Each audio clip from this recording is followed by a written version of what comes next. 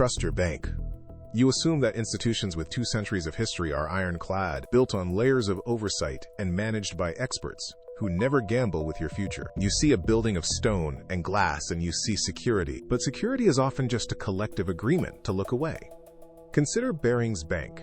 It was a titan, a foundation of the global economy that helped finance the Louisiana Purchase and survive the chaos of 2 world wars.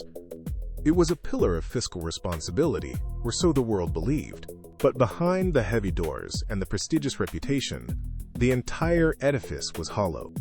It took only one man to tear it all down. He did not use a bomb, a hack, or a grand heist. He used a single secret account and a series of lies that went unchecked for years. In the blink of an eye, a 200-year-old legacy turned to dust. The question is not how it happened, but why the safeguards failed so completely. When the ledger is left in the hands of the person taking the risks, the crash is not a matter of if, but when. This is how the empire fell. In the early 1990s, the order came down from London. Leeson was selected to oversee the new futures trading desk in Singapore. He touched down in the humid heat of the city, tasked with expanding the reach of the bank into the Asian markets. At first, he was untouchable. He moved millions with ease, hitting targets that made his superiors in London celebrate his name. They sent bonuses, they sent praise, they sent more capital. But in their rush to secure those returns, the executives committed a fundamental, lethal error. They granted Leeson total control. He was the man placing the bets, and he was the man recording the results. He held the keys to his own kingdom. There was no separation of duties, no independent set of eyes to cross-reference his logs. Every trade he executed was verified only by his own hand. For a while, the system functioned because the numbers were green. The bank was blind to the danger because they were addicted to the profit. They handed the ledger to the wolf and trusted him to keep the sheep count accurate. It was the perfect environment for a disaster to take root, shielded by the arrogance of unchecked authority. The winning streak hit a hard wall. The market shifted, and for the first time, Leeson was staring at red ink instead of black. He sat at his desk, the silence of the office pressing in, and looked at the error on his screen. One wrong trade, a simple slip. He could have logged it, reported the loss, and faced the music. Instead, he reached for a blank ledger page. He opened a new account, typed 5/8 into the system, and moved the loss into the void. It was meant to be a temporary holding pen, a quick fix for a clerical hiccup that would be cleared by morning. But the next day, the market moved again. The loss grew. He pushed it into the same account. Then came another trade, another bad call, and another transfer. What started as a mistake became a strategy. He stopped treating account 88,888 as a temporary tool and started using it as a cemetery. Every bad decision, every failed position, and every mounting debt was buried in those 5 digits. He kept the interface clean, the real logs looking perfect, while the secret account became a toxic, growing mass of millions. He had built a graveyard for his failures, and he was the only one with a shovel. The secret account was no longer just a container for past mistakes. It became a launchpad for a new, reckless strategy. Leeson turned his attention to the Nikkei 225 index, treating the entire Japanese market like a roulette wheel. He threw out fundamental analysis, stopped calculating risks, and started betting on pure, erratic spikes in the index. He was chasing losses with borrowed money, doubling down when he should have folded. Every time the market dipped, he needed more cash to keep his positions alive. He sent urgent requests to London.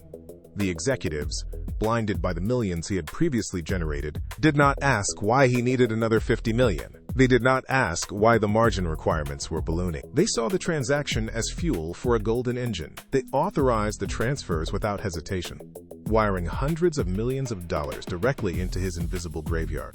Leeson watched the screen as the funds landed, feeling the rush of liquidity, unaware that he was just feeding the beast that would eventually consume him. He was playing a game he could no longer control, and the bank was unknowingly bankrolling its own demise, one massive transfer at a time. The morning of January 17, 1995, began with the usual hum of the trading floor. Then, the news broke. A massive earthquake had ripped through Kobe. The reports were fragmented, but the numbers on the screen were absolute. The Nikkei index did not just dip, it plummeted. Leeson watched the ticker, his breath hitching as the red numbers cascaded downward, faster than he could calculate. His massive long positions were being pulverized in real time. He hammered at his keyboard, trying to sell, trying to hedge, trying to find any exit, but the market was in freefall. The volatility was absolute. Every single bet he had placed on a recovery was being erased. He stared at the screen, his face drained of color. As the value of his positions hit zero, the silence in his office was deafening. He tried to log an order, but the system hesitated. The market was locked. He sat back, his hands shaking, finally realizing the trap he had built for himself was now his cage. The earthquake had shattered the foundation of his gamble, and there was no more cash left to cover the void.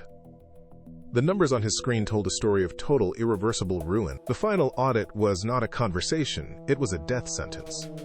The red ink in account 88,888 had ballooned to $1.4 billion. It was more than the entire capital reserves of the bank. 233 years of history, of growth, of reputation, had been liquidated in a matter of hours. Leeson did not wait for the London executives to wake up to the disaster. He stood up from his desk, his movements mechanical and hollow. He grabbed a single sheet of paper, scrawled a short note, and left it where it could not be missed. He walked out of the trading floor without looking back at the screens that had cost him everything. Outside, the Singapore heat hit him like a physical blow, but he kept moving. He did not go home. He went straight to the airport. By the time the sun rose over the bank's headquarters, the institution was already a corpse, and Leeson was already in the air, crossing the border into Malaysia. The Titan was falling, and he was already a ghost in the system. The run did not last. Leeson bounced through Borneo and Thailand, a man out of time, while the world dismantled the wreckage of his ambition. It took weeks, but the walls closed in. He was apprehended in Germany, his freedom traded for a cold cell in a Singaporean prison. The bank, a titan of 2 centuries, was gone. Liquidated to pay for the numbers he had typed into a secret account, the final tally was not just currency. It was a lesson written in blood and bankruptcy. He had proven that an institution is only as strong as its weakest link. And when that link is the person holding both the risk and the ledger, disaster is not a possibility. It is a guarantee. Today, his name is a ghost in financial history, a warning for every board of directors that keeps its eyes on the profit but forgets to check the auditor. Is your bank really watching the ledger?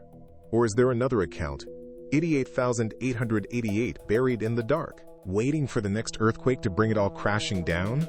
Think about it.